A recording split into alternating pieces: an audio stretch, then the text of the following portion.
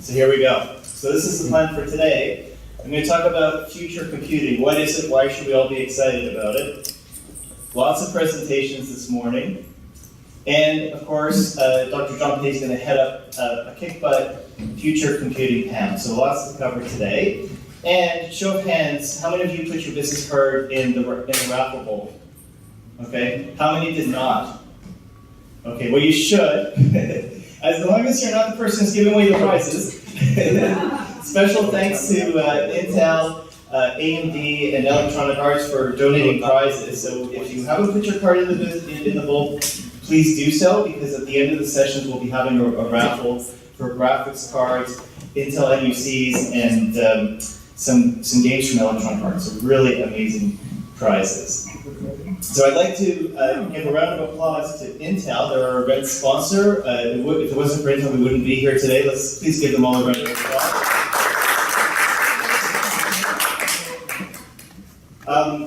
Okay, so let's get into it. At its most basic level, what do you think of when you hear about these technologies? Virtual reality, augmented or mixed reality, artificial intelligence, or the self-driving car. What comes to mind? Well, I know for myself, I think of the future, okay? But the future doesn't just happen. A couple weeks ago, I went to the Strong Museum in Rochester with my family, and I was really inspired because the Strong Museum is a museum of play. They have all kinds of toys, they have a special video game exhibit, and to the left, okay, this was the first tennis game, okay, based on an oscilloscope from 1958.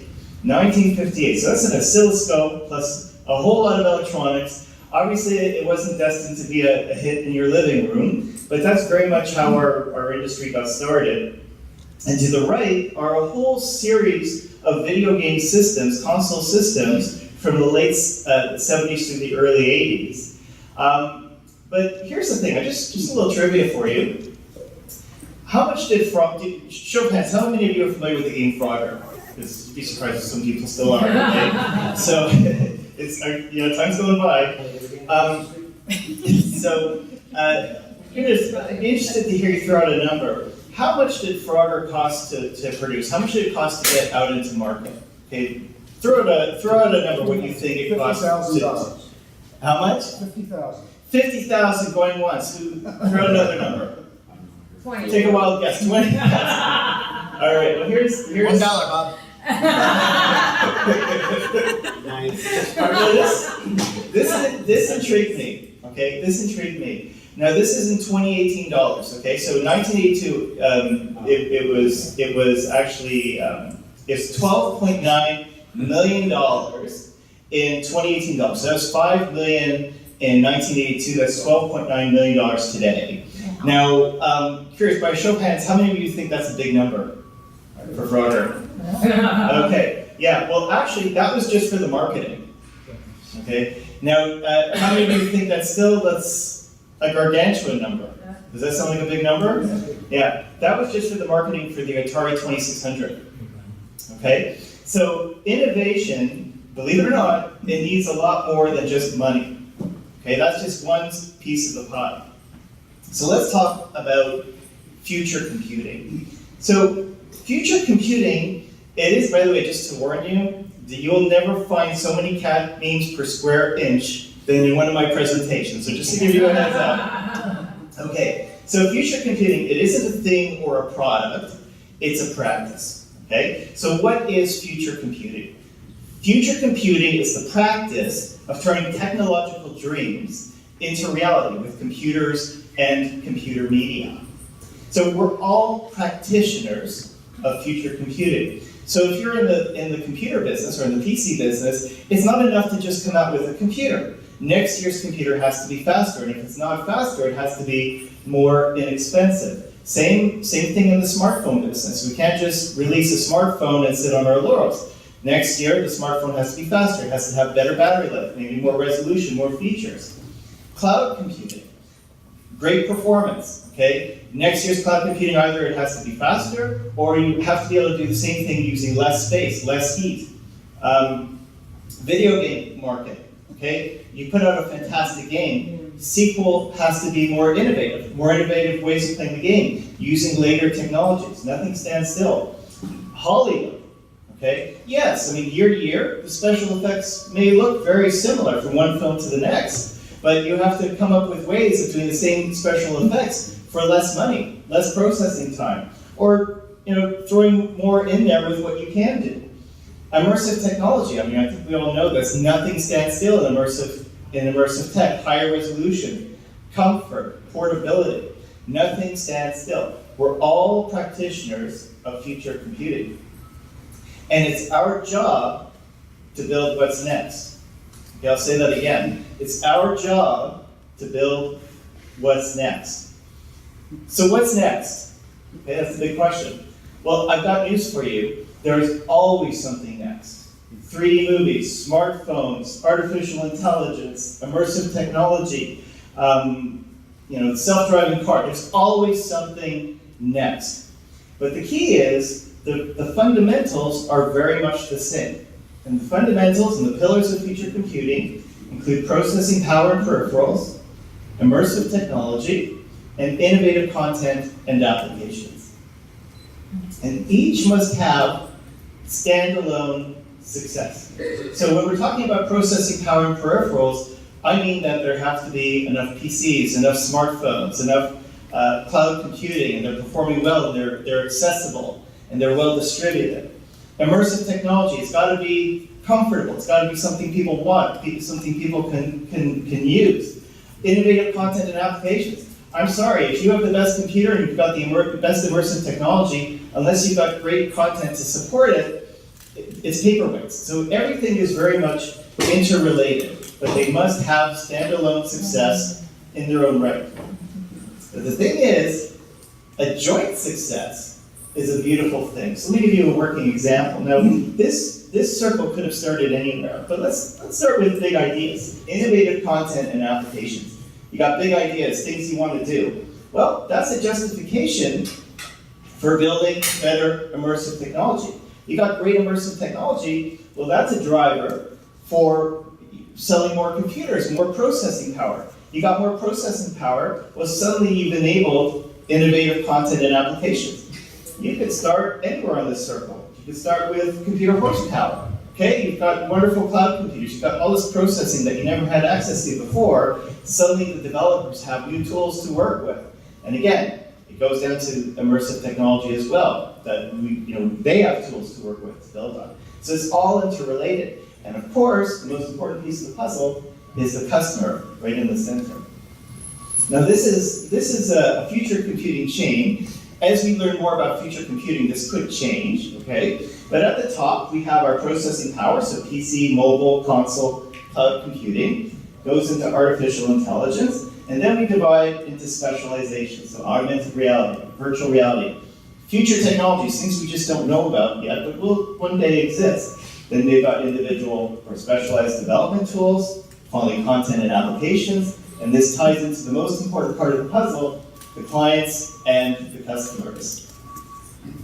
Now, these are the challenges with future computing, okay? Not knowing enough. Anyone who's dealing with an upcoming technology or a big idea who calls themselves an expert in the space is not an expert in the space, okay? So there's always room to learn more. There's a need to learn more. Weaknesses in the chain, reacting instead of planning. So, what happens is, let's say an innovation lands in our lap. We're not adequately prepared for it. Maybe there's not enough processing power. Maybe there's not enough content. And a lot of precious time is lost because innovation wasn't planned for. The foundation wasn't planned for. This is a big one. Failing to connect with clients and customers. So working in the field, whatever field that may be, we may personally be very excited about this. However, unless the customers or the clients don't share in that excitement or they don't share in that vision, we're not going to be making money. And it doesn't matter how great the ideas are, future computing is not going to have a future if there's no money to be made. So who are we? Okay. So the Open Gaming Alliance, so there's two organizations that work here. The Open Gaming Alliance was founded as the PC Gaming Alliance in 2007. They are a trade organization founded for the PC gaming space. And what happened was a couple of years ago, they expanded into other areas, mobile, console, PC, and more. And they rebranded to the Open Gaming Alliance. The Immersive Technology Alliance, we were actually founded in 2009. We've got a history as well. We actually started off in stereoscopic 3D gaming. It was renamed to the Immersive Technology Alliance in 2013. And it's a trade organization for immersive technology. So that includes augmented reality, virtual reality, mixed reality. And we have a wide membership working in different aspects of the field. So something very obvious here, okay? That like chocolate and peanut butter, and actually jam and peanut butter. Maybe I'm a little different with the chocolate and peanut butter. But so we've got a bit of an unveiling for you. Okay, so hang on, I got two versions. So let me turn the light back on so you can see it. Perfect. Just switch. Well, that didn't help. Maybe there's another way. There we go.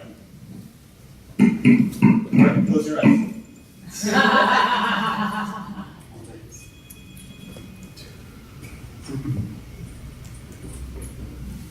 Okay. Ta-da! Ta-da! We're very pleased to announce the merger of the Open Gaming Alliance and the Immersive Technology Alliance to form the International Future Computing Association, or TIFCA for short. But you know what?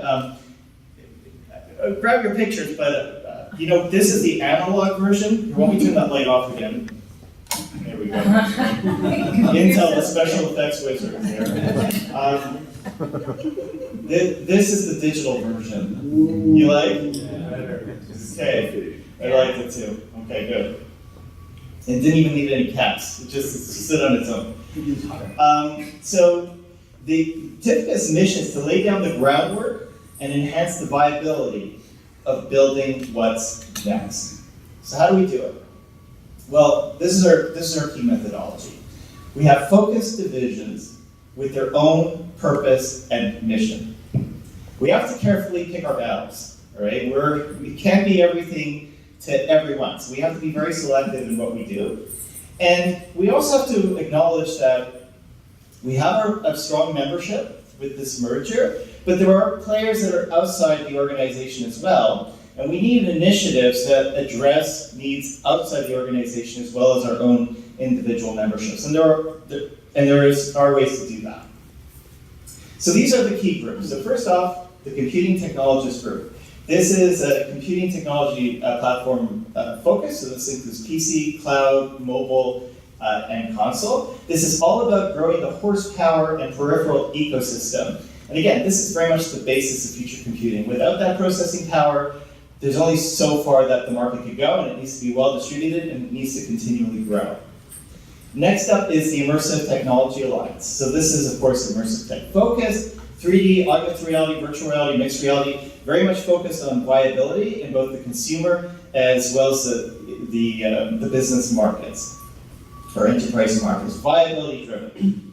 And finally, the Alliance of Content Creators, so content developer focused. The thing about creating new content is you need to have the tools, you need to have access to the expertise, you need to be prepared for what's coming up next, whatever that may be. And you basically need all the advantages so content creators can be ready for what's next, and the ecosystem is well supported from all three prongs. So the Computing Technologist Group, stand up, Frank, actually, you can stand up, is going to be headed up by Frank Soqui. He's General Manager and Vice President at Intel for virtual reality. He's got 36 years of experience at Intel, well above and beyond immersive technology. Next, Daryl couldn't make it today, but Daryl Sitting, he's the Director of Virtual Reality for Advanced Micro Devices, Radio and Technology Group. Leslie Cartano is here on his behalf. But nonetheless, Daryl's been working with the Immersive Technology Alliance for a few years now. Very excited about this. And finally, Wanda Maloney, she's CEO of M2 Insights. She's also a board member for the Open Gaming Alliance, but now, of course, she's chairing this division because of the merger.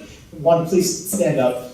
Wanda has been a tremendous partner in building this new organization up and also working with us to organize this event. So we're very glad Wanda's working with us, and few are as connected as Wanda is in this space. So why are we doing this? Well, as you can see, the pillars are very much interrelated. There are challenges to solve that benefit everyone. And we have the right membership. And we want to contribute to what's next. So what do we want for our membership? What do we want for our members? Well, we want a strong and growing future computing ecosystem. We want the expertise there to support it. And we want to see more clients and customers. Just by a show of hands, I mean, do you want that too? Yeah? Okay, I would hope so. Okay, good. So these are some sample activities. Influential meetings and working groups, professional development, industry research. We want to have client relationship building events. Okay, so I mean, there's been, especially with Future Computers, a lot to do with building the developers, but we want to see clients and customers equally excited about these technologies. And we want to see market growing initiatives. So how does it work? Well, what happens is members join the TIFCA organization, it's an umbrella organization, and they participate with one or more divisions according to their interests. So let's say they're a computer manufacturer and their direct interest is, I want to sell more PCs or I want to sell more smartphones. Well, they would participate with the computing technologist group, but they could also participate with the immersive technology group because they have an interest in that space as well. So we have 3 prongs of expertise. Members just join once and they choose where they want to participate. And everything we do is very purposeful. Okay, there's very little time to waste. Everything we do is very purposeful. So based on the merger between the Immersive Technology Alliance and the Open Gaming Alliance, this is just a sample of some of our key members. Intel, AMD, Ubisoft, Electronic Arts, Razer, Unity, Crytek. And then, again, that's just based on the merger, and we have, of course, there's other members as well that aren't listed here. So now what? Okay. So, well, first off, if you're working in the future computing business, and I'm certain you are, join the organization. I think there's a lot we can do together. I think there's a lot we should do together. Tell us where you fit. Work with us to define our priorities. And together, we want to establish some core initiatives that will benefit the membership and the industry at large. So please, be more than a logo. Okay, we want, when people join the organization, we want them active, we want to do stuff. And it's really a rare opportunity when you have market leaders like this getting together to build that future. So one more thing, we are looking for speakers. So we do an annual show called Immerse. This year is being held November 8th to 9th this year. We hold it at the Ontario Science Centre each year in Toronto. We're looking for speakers and sponsors. We want this to be a future computing event. So that includes immersive technology, that includes business, computer horsepower, all kinds of things that we could do. We want that future computing ecosystem very much presented so clients and developers can take an interest and build from it. Now, one more thing, Ben, I'm glad you're here, okay? I love this video, okay? This is, actually, I sourced this from Road to VR. This was from GDC 2013, when the Oculus Rift was first revealed to developers. I'm going to play it for you. I should have turned the volume on here. Well, it's okay, we get that. Yeah, you get the idea. So what happened was, people are running to try this out. Okay, everyone was really, really excited, and justifiably so. And the thing is, this is a perfect example of future computing. I mean, this is one product. There's all kinds of products in the future computing ecosystem. The thing is, we need them to have the same tools and excitement that we do. Okay, so healthcare workers, businesses, educators, gamers, families. We need them to have the same tools, the horsepower, the immersive technology, the content, a grasp, like we're the visionaries. They're the ones that complete that vision. We have to build those ties.